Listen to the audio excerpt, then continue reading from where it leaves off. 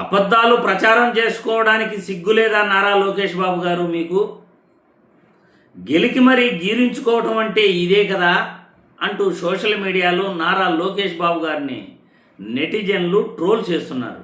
Social మీడియాలో viral అవుతున్న ఈ వీడియో చూసిన తర్వాత నారా లోకేష్ బాబు ఎందుకు గెలికించుకుంటున్నాడు, ఏం అబద్ధపు ప్రచారాలు చేస్తున్నాడు అనేది చూసి మరి విశ్లేషించుకుందాం.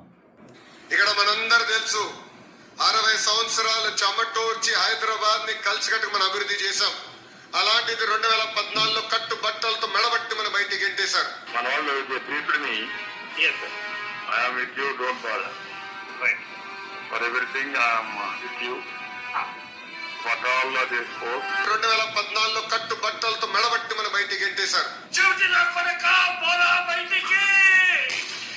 నిజంగా ఇది ఎలా ఉంది అంటే అధ్యక్ష, దొంగతనం చేస్తూ పట్టుబడితే దొంగతనం చేస్తే తప్పు కాదట, పట్టుకోవడం తప్పు అన్నట్టుగా వీళ్ళు ఆర్గ్యూ చేస్తా ఉన్నారు అధ్యక్ష. అదే నా బాధ. 2 రాష్ట్రాల మధ్య సమస్యగా చిత్రీకరిస్తున్నారు. అదే నా ఆవేదన. ఎందుకు సార్ పాతగాయని మళ్ళీ రేపుతారు? చూశారుగా, 60 ఏళ్ళు కష్టపడి మరీ హైదరాబాదును అభివృద్ధి చేస్తే రాత్రికి రాత్రే గెంటేశారట తెలంగాణ వాళ్ళు. ఇలా అబద్ధపు ప్రచారాలు చేసుకోవడానికి సిగ్గనిపించట్లేదా నారా లోకేష్ అని సోషల్ మీడియాలో నెటిజన్లు ట్రోల్స్ చేస్తున్నారు. ఎందుకో మీకు అందరికీ కూడా అర్థమైంది కదా. ఓటుకు నోటు కేసులో అడ్డంగా దొరికిపోయిన చంద్రబాబు గారు రాత్రికి రాత్రే తెలంగాణ నుండి ఆంధ్రాకు వచ్చేశాడు. కానీ ఇక్కడ మాత్రం 60 ఏళ్ళు మేము అభివృద్ధి చేస్తే తెలంగాణ వాళ్ళు గెంటేశారు, కట్టుబట్టలతో గెంటేశారు అని అబద్ధపు ప్రచారాలు చేస్తూ తెలంగాణ వాళ్ళని నిందించే ప్రయత్నం చేస్తున్నారు. తప్పులు చేసేది మీరు.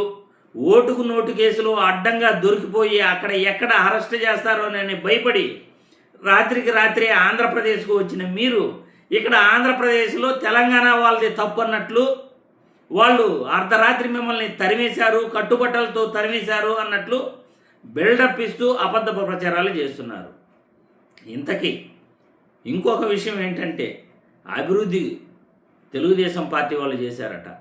2004లోనే అధికారం పోయింది చంద్రబాబు నాయుడికి. ఏం అభివృద్ధి చేసావు నువ్వు?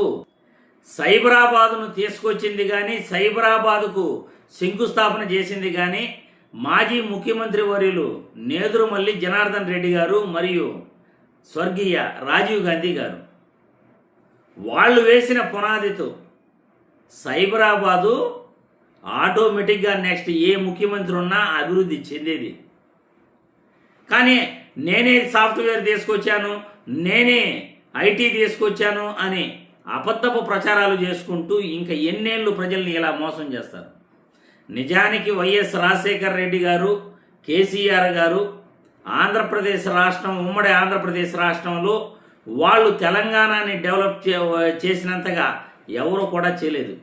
చంద్రబాబు నాయుడు 2004 దిగిపోయేటప్పటికి తెలంగాణ నుండి ఎక్స్పోర్ట్స్ వచ్చేసి కేవలం 8,000 కోట్లు మాత్రమే.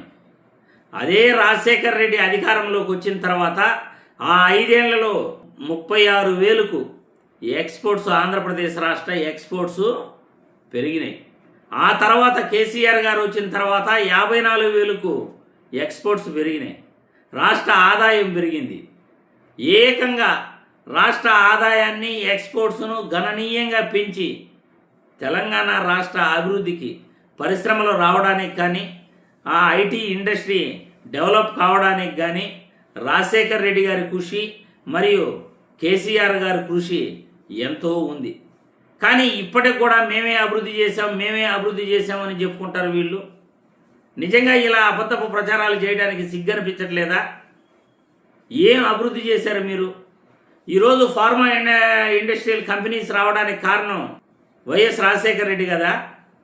ఔటర్ రింగ్ రోడ్డు రావడానికి కారణం రాజశేఖర్ రెడ్డి కదా.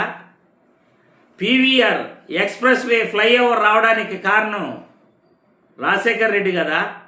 రాజీవ్ గాంధీ ఇంటర్నేషనల్ ఎయిర్పోర్టు అభివృద్ధి చెందడానికి కారణం రాజశేఖర్ రెడ్డి కదా.